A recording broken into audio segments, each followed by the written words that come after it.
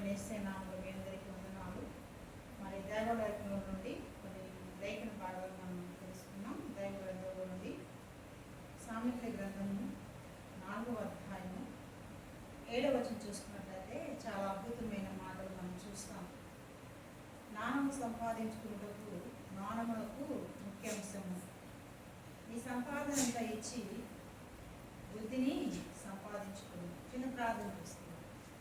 మహాపరిషదుడు మహోన్నతుడు సర్వోన్నతుడైన మా యేసు రాజా నీకు వందనాలు, స్తోత్రాలు స్తోత్రాలు స్తోత్రాలు స్తోత్రాలు స్తోత్రాలు నాయన.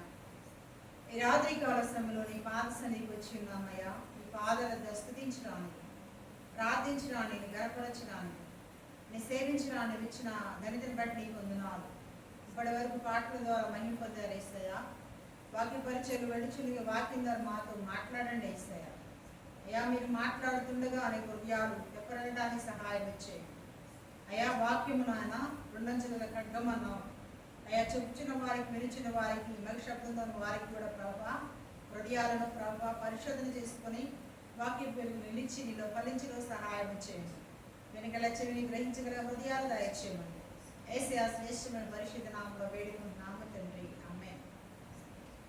ప్రియ దైవజనమా, ఇక్కడ మనం చదువుకున్న వాక్య భాగంలో చాలా అద్భుతమైన మాటలు మనం చూస్తాం. ఏంటంటాడు, జ్ఞానమును సంపాదించుటకు జ్ఞానమునకు మూలము ముఖ్య అంశం అన్నాడు. ఏంటంటాడు, నీ ఆస్తి అంతా ఇచ్చి నువ్వేం చేయాలంట, నీ సంపాదన అంతా ఇచ్చి, నీ ఆస్తి అంతా ఇచ్చి బుద్ధిని తెచ్చుకోమన్నాడు. ఇక్కడ మనం చాలా అద్భుతమైన మాట మనం చూస్తాం. నీ సంపాదన అంతా ఇచ్చి, నీ ఆస్తిని అంతా ఇచ్చి బుద్ధిని సంపాదించుకోమని దేవుని వాక్యము తెలియజేస్తుంది. మన జీవితంలో ఒకసారి మనం ఆలోచన చేస్తే బుద్ధి ముఖ్యమా, ఆస్తి ముఖ్యమా అని మనం ఒకసారి పరిశోధన చేసుకుంటే గమనించండి, అన్నిటికన్నా ముఖ్యమైనది ఏంటంటే బుద్ధే. ఆస్తులు ఉంటాయి, అంతస్తులు ఉంటాయి, మేడముద్దులు ఉంటాయి. బుద్ధి లేకపోతే వాడు వృద్ధిలోనికి రాడట. బుద్ధి లేని వాడు ఏం చేస్తాడు, వృద్ధిలోకి రాడు. ఇక్కడ మనం జ్ఞాపకం చేసుకుంటే నీ ఆస్తిని అంతా ఇచ్చి, నీ ఆస్తి అంతా ఇచ్చి కూడా బుద్ధిని సంపాదించుకోవాలి. నా ప్రియ సోదరి, నా ప్రియ సోదరుడా, ఇక్కడ చాలా అద్భుతమైన మాట. ఎక్కడ ఉంది ఈ బుద్ధి, ఎక్కడ దొరుకుతుంది ఈ బుద్ధి అంటే దేవుని వాక్యం తెలియజేస్తుంది. ఏంటంటే బుద్ధి జ్ఞానములు సర్వ సంపదలు ఆయనదు గుప్తమై ఉన్నాయి. ఏంటంట, బుద్ధియు జ్ఞానమును సర్వ సంపదలు అంట ఆయన ఎందుకు గుప్తముగా ఉన్నాయంట, ఆయన దగ్గర ఉన్నాయంట. ఆయన దగ్గర ఉన్నవి మనం పొందుకోవాలంటే యేసయ్య దగ్గరికి మనము రావాలి. ఇక్కడ చాలా అద్భుతమైన మాట, చాలా దీవెనకరమైన మాట. ఏంటంటే బుద్ధిని అంతా, మరి ఆస్తి అంతా ఇచ్చి బుద్ధిని సమకూర్చుకోమంటాం. మన జీవితంలో మనం ఏం కలిగి ఉండాలి, మంచి బుద్ధి కలిగి ఉండాలి, మంచి పద్ధతులు కలిగి ఉండాలి, మంచి మాటలు కలిగి ఉండాలి. మన బుద్ధి పొక్కరు బుద్ధిగా ఉండకూడదు, మన బుద్ధి పురుష బుద్ధిగా ఉండకూడదు, మన బుద్ధి పిసినారి బుద్ధిగా ఉండకూడదు. మన బుద్ధి మనం ఎలా ఉండాలంటే అనేకులు దాన ధర్మం చేసే బుద్ధిగా మన బుద్ధి ఉండాలి. ఎవరైనా ఏదైనా అడిగితే మన దగ్గర లేకపోయినా పక్క వారి దగ్గర తెచ్చి మనం ఇచ్చేవారిగా ఉండాలి. అలాంటి చాలా బుద్ధిమంతులండి, చాలా మంచి వాళ్ళండి. చెప్పడానికి కారణం ఏంటంటే మనం చేసే పనులు బట్టి. అవునా కాదా? మనం ఏదైనా మంచి పని చేసామనుకో అందరూ ఏం చెప్తారు, మంచి వాళ్ళండి వాళ్ళు, మంచి పనులు చేస్తారు, మంచిగా బుద్ధిగా మాట్లాడతారు. ఎవరితో మాట్లాడినా తుస్కారంగా మాట్లాడు, తునాసనంగా మాట్లాడు, వేస్ట్ మాటలు మాట్లాడు. మంచి బుద్ధి జ్ఞానాలు వాళ్ళు కలిగి ఉన్నారు, మంచిగా మాట్లాడతారని ఒక సంబోధన వస్తుంది. అది రావాలంటే మన జీవితంలో మనం ఎక్కడికి రావాలి, యేసయ్యకు రావాలి. ఆయన దగ్గర గుప్తమైనే కదా. ఏముంది ఆయన దగ్గర? బుద్ధి ఉందంట, జ్ఞానం ఉందంట. ఆయన దగ్గర సర్వ సంపదలు గుప్తమైనవి. బుద్ధి జ్ఞానాలు ఆయన దగ్గర ఉన్నాయి. అవి మనకు కావాలి అంటే మనం ఏం చేయాలంట, ప్రభువు దగ్గర మోకాళ్ళు మంచి ప్రార్థన చేయాలి. మనం అన్నిటి కొరకు ప్రార్థన చేస్తాం. ఏం చేస్తాం, మా బిడ్డలు మంచిగా చదువుకోవాలయ్యా, మంచి ఉద్యోగాలు చేయాలయ్యా, అయ్యా మా బిడ్డలు బాగుండాలని చెప్తారు. కానీ అన్నిటికన్నా ముఖ్యమైనది బుద్ధి మా బిడ్డలకు దాయించు, మంచి బుద్ధిని వయ్యా అని చెప్పాలి. ఒక చాలా చాలా కోటేశ్వరుడు ఒక ఆయన ఉన్నాడంట. ఆయన చాలా కోట్లు తిరిగినవాడంట. ఒక్కగానొక కొడుకు అంట. ఒకగానొక కొడుకు అయితే ఆ కొడుకును చాలా గారభంగా, చాలా చాలా మరి గారభంగా చూస్తూ బాగా ప్రేమించుకోబడేవాడు.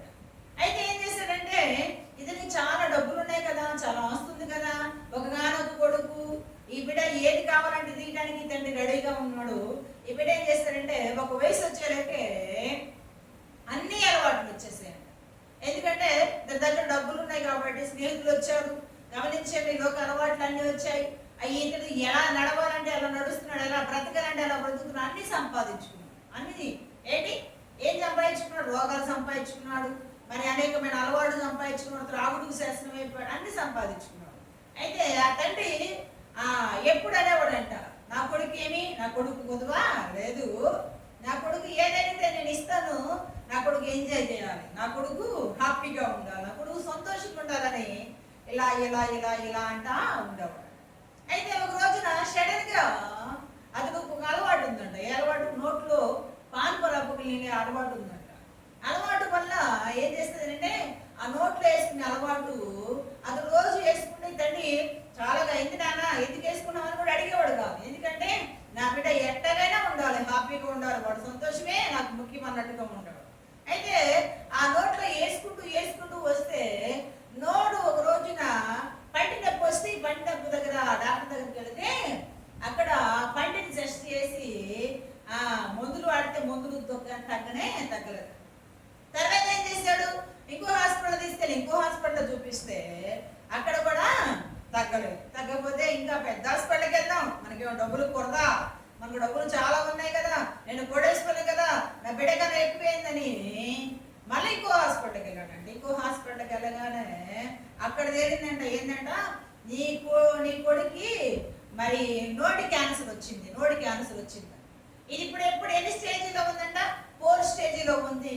ఇతడు బ్రతకలేదు. ఇప్పుడు తండ్రి ఏం చేస్తున్నాడు? గుళ్ళు గుళ్ళు కొట్టుకుంటూ ఏడుస్తున్నాడు, కేకలేస్తున్నాడు. దైవజనుడా, అయ్యా అమ్మ నా కోసం ప్రార్థన చేయండి, మా కోసం ప్రార్థన చేయండి అని ఇలాగ అరుస్తూ కేకలేస్తున్నాడు. కేకలేసి అందరిని పిలుస్తున్నాడు.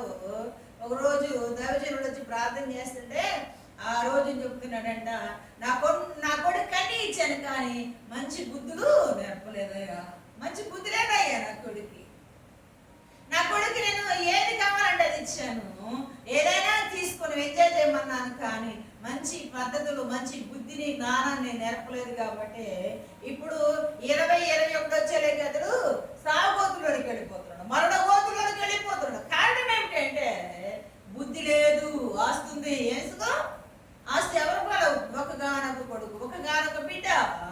ఆస్తిలో ఉండే తండ్రికి ఎంత, ఆ తల్లిదండ్రులకు ఎంత కోత, ఎంత బాధ, ఎంత దుఃఖం. మా ప్రియా సోదరి ఎక్కడ జ్ఞాపకం చేసుకుంటే నీ సంపాదన అంతా ఇచ్చి, నీ ఆస్తి అంతా ఇచ్చి బుద్ధిని సంపాదించుకోవాలంట. మన జీవితాల్లో మనం కూడా మన పిల్లలకు ఏమి నేర్పాలి అంటే బుద్ధులు నేర్పాలి. మంచి బుద్ధి నేర్పాలి, మంచి జ్ఞానం నేర్పాలి, మంచిగా వారితో మాట్లాడాలి. అయ్యా ఈ మార్గంలో పోవద్దు, ఈ త్రోవలో నడవద్దు, ఇలా జీవించవద్దు, ఇలా బ్రతికయ్యా, ఇలాంటి జీవితాన్ని కొనసాగిస్తే అది దీవెన ఆశీర్వాదాలను మనం చెప్పాలి. చెప్పినప్పుడు ఒక మాట కాకుండా ఒక మాట మనం చెప్తూ ఉండగా ఎనగా ఏదో ఒక రోజున ఆ బిడ్డకు ఆ చెవులో పడుతుంది. కాబట్టి మనం ఏం చేయాలంట? మనం బుద్ధిని నేర్పేవాడు ఉండాలి. ఇక్కడ జ్ఞాపకం చేసుకుంటే ఇదే సామెతల గ్రంథం 5వ అధ్యాయం 2వ చూసినట్టయితే, అప్పుడు నీవు బుద్ధి కలిగి నడుచుకుంటూ తెలివిని బట్టి నీ పెదవులు మాట్లాడతాయి. ఎప్పుడు అంటే ఏసే ఎదుకు వచ్చినప్పుడు నువ్వు బుద్ధి కలిగి నడుచుకుంటావు. బుద్ధి ఏసే దగ్గర ఉంది, ఏసయ్యానికి ఇస్తాడు బుద్ధి జ్ఞానాలు ఆయన దగ్గర ఉన్నాయి. కాబట్టి ఇక్కడ అప్పుడు నీవు బుద్ధి కలిగి నడుచుకుంటావంట. ఆ తెలివికై నీ పెదవులు తెలివిగా మాట్లాడతాయి, జ్ఞానంగా మాట్లాడతాయి. ఈ రోజు పెద్దవాళ్ళతో ఎలా మాట్లాడాలి, పిల్లలతో ఎలా మాట్లాడాలి, వృద్ధులతో ఎలా మాట్లాడాలి గమనించండి. ఆ వయసుకు వచ్చిన బిడ్డలతో ఎలా మాట్లాడాలి, ఎవరితో ఎలా మాట్లాడాలి, బిడ్డకి జ్ఞానం వస్తుంది. ఎప్పుడు? బుద్ధిని కలిగినప్పుడు. బుద్ధి లేకపోతే వాడు ఏం మాట్లాడతాడు, ఎలా జీవిస్తాడు, ఎలా ప్రవర్తిస్తాడు, తల్లిననే మాట, బిడ్డననే మాట, కూతురుననే మాట, ఎవరు ఏం మాట్లాడుతాడు వాడికి తెలియకపోవడానికి కారణం ఏంటంటే వాడికి బుద్ధి లేని కంచర్ గాడిలా, బుద్ధి లేని నీళ్ళ బుద్ధి కలిగిన బయటగా ఉంటాడు. తర్వాత అంటాడు వీని ఎవరికైనా ఇంత బుద్ధిహీనుడు అంటారు. అవునా అంటారా?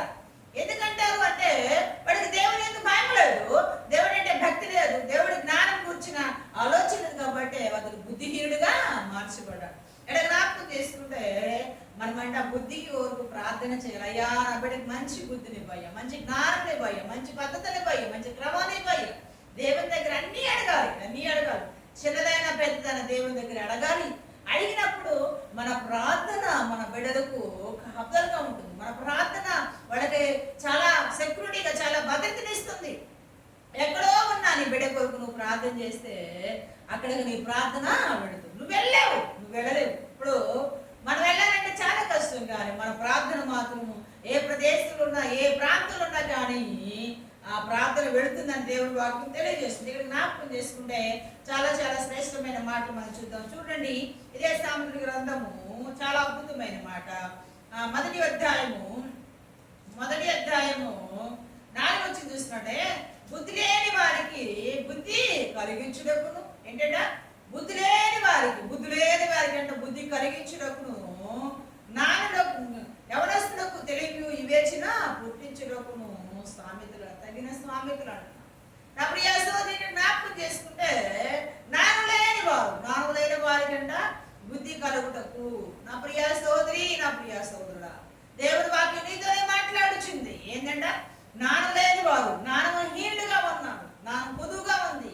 అయినప్పటికీ కూడా దేవుని గురించిన మర్మాలు, దేవుని గురించిన సత్యాలు గ్రహించినట్లయితే నీకు ఏమొస్తుందంట, బుద్ధి కలిగిన వ్యక్తిగా ఉండవు, బుద్ధిహీనుడుగా ఉండవు, బుద్ధి లేని వారిగా ఉండవు. బుద్ధి లేని వారు ఏం చేస్తారంటే, ఏం మాట్లాడతారో, ఎలా నడుస్తారో, ఎలా బ్రతుకుతారో వాళ్ళకి తెలియదు. యేసయ్య నామములో యేసయ్య శక్తిని మనం పొందుకోవాలంటే మనం బుద్ధిని కలిగి జీవించాలి. బుద్ధిమంతుడంట ఎక్కడ కట్టాడు? బండ మీద తన ఇల్లుని కట్టుకున్నాడు. బుద్ధిహీనుడు ఏం చేస్తాడు? ఇసుకలో ఇల్లు కట్టుకున్నాడు. బుద్ధిహీనుడు వాన వచ్చింది, వరద వచ్చింది, గాలి వచ్చి ఆ ఇంటి మీద కొట్టగానే ఆ ఇల్లంతా కూలిపోయింది. గమనించండి, బుద్ధిమంతుడు ఎక్కడ కట్టాడు? బండ మీద కట్టాడంట. బండ మీద శాండేలి కట్టుకున్నాడు. ఇల్లు కాదండి, ఇది సాదృశ్యం. ఏదంటే తెలుసా? ఆత్మీయ జీవితంలో మనం ఎలా ఉంటారంటే, బుద్ధిమంతులుగా మనము దేవుడి మీద ఆనుకునే వారిగా ఉంటాం. దేవుడి మీద అనుకోవాలి, దేవుడే మన ఆధారం, దేవుడే మన ఆశ్రయం. కనుక బుద్ధిమంతుడు ఇల్లు కట్టినట్లుగా మన హృదయం అనే దేవాలయాన్ని మనం కట్టుకోవాలి, మన పరిశుద్ధిని మనం కాపాడుకోవాలి. బుద్ధిహీనులుగా మనం మాట్లాడకూడదు. బుద్ధి లేని వాడు ఏం చేస్తాడంటే, ఏదో మందిరానికి వచ్చాను, పోయాను, నా జీవితం నా ఇష్టం అన్నట్టుగా బ్రతుకుతాడు. బుద్ధి గలవాడు ఏం చేస్తాడంటే, ఆయన కొరకే బ్రతుకుతా, చావైనా బ్రతికైనా అని, ఆయన తప్ప నాకు వేరొకటి లేదు, ఆయన నా జీవం, ఆయన నా సమృద్ధి అని ఆయన మీద ఆనుకుని బ్రతుకుతాడు. అందుకంటాడు, ఎవరి మనసు వారి మీద ఆనుకును పరిపూర్ణమైన శాంతి గలవానిగా కాదు. ఎవరి మనసు దేవుని మీద ఆనుకుంటుందో వారి పరిపూర్ణమైన శాంతి, పరిపూర్ణమైన సమాధానం దొరుకుతుంది. కనుక మన జీవితంలో మనం ఎలా ఉండాలంటే, బుద్ధిని సంపాదించు. ఏమిచ్చండి? ఆస్తి అంతా ఇచ్చి, సంపాదన అంతా ఇచ్చి, నిపుణులంతా ఇచ్చి బుద్ధిని సంపాదించుకోవాలి. ఈ రోజున మనం ఒక మాట మాట్లాడుకుందాం. ఎవరించండి? ఈ బుద్ధి ఎక్కడ దొరుకుతుంది? అంగట్లో దొరుకుతుందా? లేకపోతే కిరాణా షాప్లో దొరుకుతుందా? లేకపోతే షాపింగ్ మాల్లో దొరుకుతుందో? ఎక్కడ దొరుకుతుంది? అది ఎక్కడ దొరుకుతుందంటే అది యేసయ్య దగ్గర మాత్రమే దొరుకుతుంది. ఆయన దగ్గర దాచబడి ఉందంట. ఆయన దగ్గర దిగివిడానికి అని సిద్ధంగా ఉన్నాడు. ఆయన ఎదుకొచ్చి, అయ్యా నేను బుద్ధి లేని వాడిని, జ్ఞానం లేని వాడిని, తెలివి లేని వాడిని, నేను అయ్యా అజ్ఞానిని అయ్యాను దేవుని దగ్గరికి ఎప్పుడైతే వస్తావో ఆయన ఏం చేస్తాడంటే నీకు బుద్ధినిస్తాడు. నా ప్రియ సోదరి, బుద్ధి జ్ఞానంలో ఆయన దగ్గర ఉన్నాయి కాబట్టి ఆయన ఎందుకు మనము రావాలి. ఆయన పాద సన్నిధికి వచ్చి ఆయన సన్నిధిలో మొరపెట్టినప్పుడు మనమంతున్న దేవుడు, పరిశుద్ధుడైన దేవుడు మన సహాయం చేస్తాడు. ఈ లోకంలో మనం ఆస్తులు, అంతస్తులు, మేడ మిద్దలు సంపాదించుకోవచ్చు, కానీ బుద్ధి లేకపోతే అదంతా హీనమైపోతుంది, అదంతా దూరం అయిపోతుంది, అదంతా వేస్ట్ అయిపోతుంది. అందుకంటాడు, బుద్ధిమంతుడు తన ఇల్లును కట్టుకుంటాడంట. బుద్ధిహీనుడు ఏం చేస్తాడు? తన ఇల్లును పైకి వేస్తాడు. జ్ఞానవంతురాలు తన ఇల్లు కట్టుకుంటుంది. జ్ఞానం కలిగిన వారిగా, బుద్ధి కలిగిన వారిగా మనం ఉండాలి. బుద్ధి కలిగిన వారికి ఉండాలంటే మనం ఏం చేయాలంట?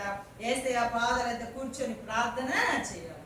మనము మన బిడ్డల కొరకు ఎలా చేస్తున్నాం? మనం ఎలా ప్రార్థించే వారిగా ఉన్నాం? అయ్యా నా బిడ్డలకు బుద్ధి జ్ఞానం దయచేయ, వివేకము దయచేయ, ప్రార్థనా జీవితం దయచేయ, పరిశుద్ధతను దయచేయ. నా బిడ్డలు కన్యకలుగా, నా బిడ్డలు ఎవరి బిడ్డలు ఉన్నారయ్యా, నా బిడ్డలు పవిత్రంగా జీవించడం నా సహాయం చేయమని ఈ రీతిగా మనం అడిగినప్పుడు మన ముందున్న దేవుడు, పరిశుద్ధుడైన దేవుడు మన సహాయము చేస్తాడు. అలాంటి సహాయం మనం పొందుకోవాలంటే నిశ్చయంగా మనం ప్రార్థన చేయాలి. ఆయన పాదాల ఎద్ద వేడుకోవాలి. ఆయన దగ్గర మొరపెట్టినట్లయితే ఆయన దగ్గర సర్వ సంపదలు గుప్తమై ఉన్నాయి కదా. ఆయన దగ్గర మనకు ఇవ్వడానికి ఆయన సిద్ధంగా ఉన్నాడు కాబట్టి ఆయన మనకు ఇస్తాడు. ఇవ్వాలి అని అంటే మనం తగ్గించుకుని ప్రభు పాదలు పట్టుకొని మనము ప్రార్థన చేయాలి. ఆయన తనలో ప్రార్థన పూర్వకంగా మనం అడిగినట్లయితే పరమంతున్న దేవుడు, పరిశుద్ధుడైన దేవుడు మనకు సహాయము చేస్తాడు. సహాయాన్ని పొందుకునే అర్హత నీవు ఉండాలి. ఎక్కడంటే ప్రభు అయిన యేసు దగ్గరకు వచ్చి ప్రభు సహాయం వచ్చేయమని అడిగినప్పుడు, ఆయన దగ్గరకు వచ్చి మొరపెట్టినప్పుడు, ఆయన దగ్గరకు వచ్చి వేడుకున్నప్పుడు, ఆయన దగ్గరకు వచ్చి విజ్ఞాపన చేసినప్పుడు ఆయన సహాయము చేస్తాడు. సహాయం చేయాలంటే నేల మట్టుకు తగ్గించుకుని ప్రభు పాత్ర పట్టుకొని ప్రార్థన చేయాలి. అందుకంటే తనకు తాను తగ్గించుకున్నవాడు హెచ్చించబడతాడు, హెచ్చించుకున్నవాడు తగ్గించుకుంటాడు. బుద్ధిమంతుడు అంట అపాయం వచ్చి చూసి దాక్కుంటాడంట. అపాయం వస్తుంది, శోధన వస్తుంది అంటే బుద్ధిమంతుడేగా దాక్కుంటాడు. దాక్కోవడమే కాదు, ఆ బుద్ధిమంతుడు ఏం చేస్తాడంటే మౌనంగా ఉంటాడు.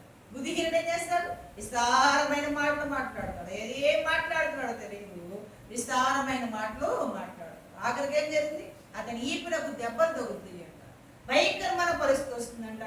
అలాంటి పరిస్థితి రాకుండా అంటే మనం బుద్ధి కలిగిన వారిగా, జ్ఞానం కలిగిన వారిగా, పరిశుద్ధత కలిగిన వారిగా ఉన్నట్లయితే మన ముందున్న దేవుడు, పరిశుద్ధులైన దేవుడు మనకు సహాయం చేస్తాడు. చూడండి, సామెతల గ్రంథము 22వ అధ్యాయము 20 వచనం చూసినట్టయితే చాలా శ్రేష్టమైన మాటలు మనం చూద్దాం.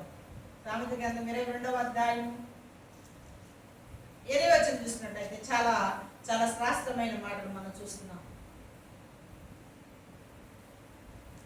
నిన్ను పంపువానికి నీవు సత్యవాక్యముతో ప్రత్యుత్తరమిచ్చినట్లుగా సత్య ప్రమాణము నీవు తెలుసుకున్నడకై. ఇక్కడ చూస్తున్నట్టే చాలా అద్భుతమైన మాట రాస్తున్నాడు. నిన్ను పంపిన వారికి నీవు సత్యవాక్యముతో ప్రత్యుత్తరం ఇచ్చుకోకంట. ఎవరు చెప్తారండి? సత్యవాక్యముతో ప్రత్యుత్తరం ఇవ్వాలంటే ఎవరు చెప్తున్నాడు? దైవ గ్రంథంలో ఒక వ్యక్తి ఉన్నాడు, దానియేలు మహాభక్తుడు ఉన్నాడు. అతడు బుద్ధి జ్ఞానం కలిగిన వాడిగా, శ్రేష్టమైన బుద్ధి కలిగిన వాడు అంట. శ్రేష్టమైన బుద్ధి కలిగిన వాడిగా ఉన్నాడంట. ప్రజలందరిలో ప్రఖ్యాతి వాడిగా ఉన్నాడు. ఎవరు? దానియేలు మహాభక్తుడు. మన జీవితంలో దానియేలు భక్తుని మనం జ్ఞాపకం చేసుకుంటే చాలా శ్రేష్టమైన మాటలు మనం చూస్తాం. అతడు కళలు, భావాన్ని, మర్మాలను, అనేకమైన దర్శనాలను తెలియజేసే వ్యక్తిగా ఉన్నాడు. ఈ దానియేలు ఎలాంటి వాడంటే అతి శ్రేష్టమైన బుద్ధి గలవాడిగా ఉన్నాడు. మరి అతి శ్రేష్టమైన బుద్ధి గలవాడిగా ఉండి కూడా దేవుని పాదలతో పట్టుకొని ప్రభుత్వంలో ప్రార్థన చేసిన వ్యక్తిగా ఉన్నాడు. నా ప్రియ సోదరుని జ్ఞాపకం చేసుకుంటే, నిన్ను పంపిన వారికి నీవు సత్యవాక్యముతో ప్రత్యుత్తరం ఇచ్చుటకును ఏం చేయాలంట? దేవుని వాక్యంతోనే హెచ్చరించాలి. బుద్ధి గలవారు దేవుని గురించిన మాటలు, దేవుని గురించిన పద్ధతులు, దేవుని గురించిన సత్యాలు, దేవుని గురించిన మర్మాలు తెలియజేస్తారు. వృధా మాటలు, వేసి మాటలు, నిష్ప్రయోజనమైన మాటలు మాట్లాడే బుద్ధి గలవాడు ఏం చెప్తాడంటే దేవుని వాక్యాన్ని బోధిస్తాడు, దేవుని వాక్యాన్ని చెప్తాడు. కాబట్టి దానియేలు భక్తుని మనం జ్ఞాపకం చేస్తున్నాం. మా ప్రియా సోదరి, దానియేలు భక్తుల జీవితంలో ఎంత శ్రేష్టమైన వాడు, ఎంత దీవెనకరమైన వాక్యాలు మనం చూస్తామంటే అతడు ప్రజలందరిలో, దేశ ప్రజలందరిలో ప్రఖ్యాతి నొందిన వాడంట. ఎన్ని అర్హతలు ఉన్నాయో ఆ దైవజనుడికి, అన్ని అర్హతలు ఉన్నప్పటికీ కూడా ఆయన తను తాను తగ్గించుకొని ఆ దేవుని సన్నిధిలో ముమ్మారు ప్రార్థన చేస్తూ ఆ యెరూషలేము కిటికీలు తెరిచి దేవాలయము వైపు ప్రార్థన చేస్తున్నట్టు మనం చూస్తున్నాం. నా ప్రియా సోదరి, మన జీవితాల్లో మనం అట్టి శ్రేష్టమైన బుద్ధిని సంపాదించుకోవాలంటే మనం తగ్గించుకొని ఉండాలి. బుద్ధి లేకపోతే ఒకరోజు నష్టపోతావు, ఒకరోజు మోసపోతావు. ఇదిగో మోసపోకుండా దేవుడు ఎక్కిరించబడ్డావు, ఏ మితితో అదే పంట కోస్తావు అన్నాడు. అటు పరిస్థితి మనకి రాకుండా అంటే మనం తగ్గించుకొని, నేల మట్టుకు తగ్గించుకుని ప్రభు పాదలు పెట్టుకొని ప్రభువును వేడుకున్నట్లయితే పరమంతున్న దేవుడు, పరిశుద్ధులైన దేవుడు మన సహాయము చేస్తాడు. మనం సహాయం చేయాలంటే నిత్యము ఆయన పాదశల్లో ఒదిగిపోవాలి. ఆయనకి ఇష్టలుగా, ఆయన ప్రియులుగా ఆయన పాదశల్లో నిత్యము ఆయన సన్నిధిలో శరణు తెచ్చేవారు. ఆయన సన్నిధిలో నేల మట్టుకు తగ్గించుకొని కనీరు విడుచుతూ ఉదయకాల సాయంత్రం వేళ తల్లిగా తండ్రిగా పెంచాలి. ఆ రెండు చేతులు రేయి మొదటి జామున ప్రార్థన చేయాలి. అయ్యా, నా బిడ్డలకు బుద్ధి దయచేయి, జ్ఞానం దయచేయి, తెలివి దయచేయి. చదువులో నాయన మాటలో, నోటి మాటలో ఎటువంటి ఎటు వచ్చిందో అపాయం తెలియదు. బిడ్డలకి ఎటువంటి ఎటు వచ్చిందో శోధన తెలియదు. భయంకరమైన పరిస్థితులు ఉన్నాయి. ఆ శోధన నుండి నా బిడ్డ పడకుండా, ఎలాంటి అపాయం గురి కాకుండా అయ్యా వారి మాటలో, వారి ప్రతి విషయంలో మీరు సహాయం ఇచ్చేమని ప్రభు దగ్గర అడిగినట్లయితే మన ముందున్న దేవుడు పరిశుద్ధులైన దేవుడు మనకు సహాయం చేస్తాడు. ఆయన మనకు ప్రార్థనని కంచి వేస్తాడు, కాపుదలు ఇస్తాడు. ఆ కనికరమైన దేవుని వైపు మనం చేతులు చాచినప్పుడు పరమందున దేవుడు తన భద్రతను, తన కాపుదలను ఇవ్వడానికి సిద్ధంగా ఉన్నాడు కనుక అటు కృప, అటు సమాధానం మనం పొందుకోవాలంటే మనం ఏం చేయాలంట? ఆస్తి అంతా ఇచ్చి బుద్ధిని సంపాదించు. ఆస్తులు అంతస్తులు మేడమిద్దులు ఉన్నాయి, బుద్ధి లేకపోతే ప్రయోజనము ఉన్నాయి. ఎన్ని ఉన్నా బుద్ధి లేనివాడు వృద్ధిలోనికి రాడు. బుద్ధి లేనివాడు జ్ఞానం కలిగిన వాడు అజ్ఞానిగా జీవిస్తాడు. కాబట్టి ఈరోజు చాలా మంది చాలా జ్ఞానం కలిగి చదువుతూ ఉంటారు, మంచిగా ఉన్నతమైన పరిస్థితులు ఉంటాయి, కానీ వాడికి బుద్ధి ఉండదు. అర్థమవుతుందా? మంచి జ్ఞానం ఉంది కానీ బుద్ధి లేదు కాబట్టి వాళ్ళు ఏమైపోతున్నారంటే జీవితాలు ఫెయిల్ అయిపోతున్నారు. జ్ఞానాన్ని బట్టి చదువుతున్నారు, ఇప్పుడు మంచిగా చదువుకుంటారు కానీ వాళ్ళల్లో ఏం లేదు, బుద్ధి లేదు కాబట్టి కుటుంబాలు చిన్నాభిన్నం అవుతున్నాయి. కుటుంబ జీవితాలు అని చూస్తామంటావు. చాలా మంది పెద్ద పెద్ద ఆఫీసుల్లో ఉంటారు. ఇటీవల చాలా చాలా వైరల్ అవుతున్న ఒక మాట ఏంటని తెలుసా? మరి గమనించండి, ఉదయ కృష్ణారెడ్డి అని చాలా గొప్ప ఆఫీసర్గా అతడు కానిస్టేబుల్ నుండి పైకి వచ్చేసాడు. కానీ అతడు బుద్ధిహీనమైన బుద్ధి ఉంది, జ్ఞానం ఉంది కానీ బుద్ధి లేదు. కానీ పరిస్థితులన్నీ తారుమారైపోయాయి. ఇప్పుడు జైల్లో పడి. నా ప్రియ సోదరి, ఎవరైనా సరే బుద్ధి జ్ఞానాలు కావాలంటే యేసయ్య దగ్గరకు వచ్చి ఆయన సరిలో మోకాడు ఉంచి ఆయన సరిలో ప్రార్థించినప్పుడు మహాగురుడు మహోన్నతుడైన దేవుడు మనకిస్తాడు. ఆయన దగ్గర ఏమని? బుద్ధి ఉంది, జ్ఞానం ఉంది, సర్వ సంపదలు ఉన్నాయి. గమనించండి, బుద్ధి జ్ఞానులు సర్వ సంపదలు నా దేవుడు ఎదుకు వచ్చి ఆయన పాదసంలో వేడుకున్నట్లయితే మహాగురుడు మహోన్నతుడైన దేవుడు మనం బలపరి స్థిరపరుస్తాడు. అడిగిపడి సమాధానం మనం పొందుతున్నాం. దేవుడు ఈ వాక్యాన్ని దేవుడు దీవించి ఆస్వాదించుగాక. ప్రార్థన చేసుకున్నాం. మన మధ్యలో ఉన్న దైవజనుడు ప్రార్థన